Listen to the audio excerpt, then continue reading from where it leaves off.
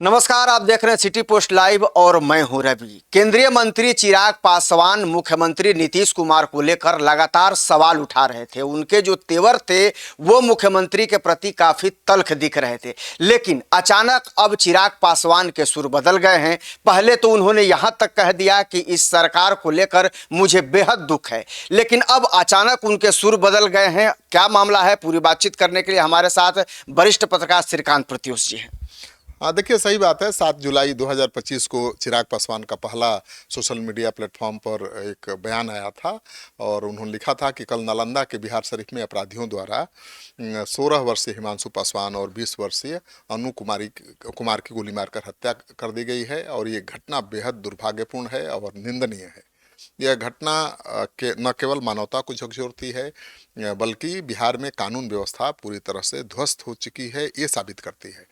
और 26 जुलाई 2025 को फिर चिराग ने हमला बोला और कानून व्यवस्था को लेकर सवाल उठाया और उन्होंने कहा कि मुझे दुख है कि मैं ऐसी सरकार का समर्थन कर रहा हूं। उन्होंने प्रशासन और पुलिस पर आरोप लगाया कि वे अपराधियों के आगे नतमस्तक हैं, अपराधियों की मनमानी हो रही है। गया में एम्बुलेंस में युवती की दुष्कर्म वाली घटना को लेकर भी चिराग पासवान ने ये बयान दिया था। तो लगातार उनके तेवर तल्ख थे और सरकार से सवाल उठा रहे थे, सरकार के कामकाज पर। तो सरकार तो परेशान थी, एनडीए परेशान था। अब देखिए चिराग पासवान के सुर अब बदल गए हैं। आखिर क्या माना जाए कि आखिर अचानक जो चिराग पासवान सरकार पर हमलावर थे, सरकार की निंदा कर रहे थे, प्रेशर बनाने की कोशिश कर रहे थे और अचानक उनके सुर बदल गए। देखिए अब चिराग पासवान नीतीश कुमार की तारीफ करने लगे हैं। 4 अगस्त 2025 को केंद्रीय मंत्री चिराग पासवान ने कहा कि शुरुआत में आलोचना की, लेकिन अब उन्हें 100% फिट नेता दिखते हैं और विश्वास जताया उन्होंने कि एनडीए 225 से अधिक सीटें बिहार के चुनाव में जीतेगा।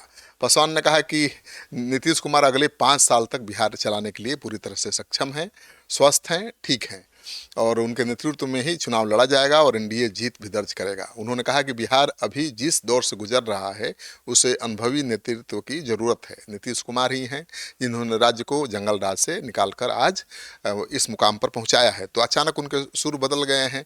अब सवाल उठता है कि क्यों बदल गए हैं। तो अब जान लीजिए कि बीजेपी ने उनको ऐसा करने से रोका है। बीजेपी जब तक रोक नहीं रही थी, टोक नहीं रही थी, तब तक तो तल्ख तेवर दिखा रहे थे, लेकिन अब सवाल तो उठेगा कि भाई अचानक क्यों तारीफ करने लगे। तो जान लीजिए कि बीजेपी ने उन्हें नसीहत दी है। सूत्रों के हवाले से जो खबर आ रही है, पार्टी ने कहा है कि एनडीए के घटक दलों के बीच आपसी हमलों से गठबंधन की एकजुटता को नुकसान पहुंचता है, इसलिए मुख्यमंत्री पर किसी तरह की बयानबाजी से बचना चाहिए। बीते कुछ दिनों से चिराग पासवान ने सार्वजनिक मंचों और मीडिया के इंटरव्यू में आपने देखा ही था कि बिहार सरकार की नीतियों, कानून व्यवस्था पर लगातार सवाल खड़ा कर रहे थे। इन बयानों में नीतीश कुमार को सीधे तौर पर कटघरे में खड़ा कर रहे थे। बीजेपी के वरिष्ठ नेताओं का मानना है कि चुनावी माहौल में इस तरह के बयान विपक्ष को राजनीतिक हथियार दे सकते हैं और एनडीए के भीतर अविश्वास का माहौल बना सकते हैं, क्योंकि चिराग पासवान को लेकर तो कहा जा रहा था कि कभी भी भाग सकते हैं। बिल्कुल, और राजनीति में भी कहा जाता है कि सर कि कोई भी जो बयान होते हैं बिना मतलब के नहीं होते हैं, और एक तरफ जो लगातार वो हमला कर रहे थे और अचानक उनका सुर बदल गया, जाहिर तौर पर बीजेपी की तरफ से प्रेशर बना होगा। हाँ, प्रेशर है कि भाई आप ऐसा बयान मत दीजिए, एनडीए को नुकसान हो सकता है। और चिराग पासवान ऐसा बयान देते हैं तो अटकलों का बाजार गर्म हो जाता है ना, क्योंकि पिछले चुनाव में क्या किया था, आखिरी क्षण में एनडीए का साथ छोड़ दिया था और सबसे ज़्यादा नुकसान जेडीयू को पहुंचाया था। और अभी भी उनके तेवर तल्ख हैं नीतीश कुमार को लेकर, बीजेपी को लेकर नहीं है। तो ये तो संदेश जा ही रहा है कि कहीं बीजेपी ही तो नहीं बुलवा रही है चिराग पासवान से। और पिछली बार तो यही हुआ था, नीतीश कुमार ने एनडीए का साथ इसीलिए छोड़ा था कि उनको लगा कि चिराग पासवान को उनकी सीटों पर बीजेपी ने ही खड़ा कराया, उनको हराने की कोशिश की और वो चले गए महागठबंधन के साथ। अब फिर आए हैं एनडीए के साथ, तो फिर दोबारा चिराग पासवान ऐसा खेल न कर दें, तो बीजेपी ने उनको समझाया है और गठबंधन के पर फोकस करने की सलाह दी है। ये उनके बयान, जो बदले बयान हैं, ये साफ संकेत देते हैं कि पार्टी गठबंधन के भीतर चुनावी वर्ष में फोकस एकजुटता पर बनाए रखना है।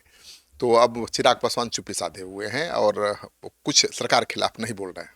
तो ये क्या माना जाए कि प्रेशर के चलते चिराग पासवान के बोल बदले हैं, क्या वो एनडीए को झटका भी दे सकते हैं? अब तो एक बार तो दे ही चुके हैं, बड़ा झटका दे चुके हैं। और अभी भी वो 40 सीटों की मांग पर अड़े हुए हैं। वो कह रहे हैं कि भाई हमको 40 सीटें चाहिए।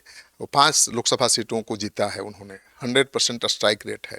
तो एक लोकसभा में तो ऐसे भी आपको 6 सीटें होती हैं, तो 30 सीटों पर तो उनका दावा जेन्युइन है। तो माना जा रहा है कि 30 सीट तक मिलेगा तो मान जाएंगे। लेकिन दिक्कत यह है कि बीजेपी मुकेश सहनी को साथ लाना चाहती है, और ऐसे में 30 सीट देना मुश्किल है, क्योंकि भाई जीतन राम मांझी को पिछले चुनाव में 7 सीटें मिली थी। उपेंद्र कुशवाहा नहीं थे साथ, लेकिन साथ आए हैं तो भी 5-7 मांगेंगे ही, 7 से कम नहीं मांगेंगे। तो 14-15 सीटें तो उधर ही चली जाएंगी। तो सीट बचेगा, अगर 100 सीट पर भी बीजेपी जेडीयू लड़ता है तो कितनी सीटें बचेंगी? 40-43 सीटें, और उसमें से 30 दे देगी चिराग को, तो फिर कम पड़ जाएंगी सीटें जीतन राम मांझी और उपेंद्र कुशवाहा के लिए। मुकेश सहनी के लिए एक सीट भी नहीं बचेगी। तो सूत्र ये भी बता रहे हैं कि इस बार बीजेपी जेडीयू से ज़्यादा सीटों पर लड़ेगी और अपने हिस्से की सीट मुकेश सहनी को दे सकती है। तो चिराग पासवान मुझे नहीं लगता है कि अभी इतना बड़ा रिस्क लेंगे, क्योंकि पिछली बार रिस्क लिया था तो जेडीयू को नुकसान तो पहुंचा दिया, लेकिन उनकी पार्टी को कोई फायदा तो हुआ नहीं था।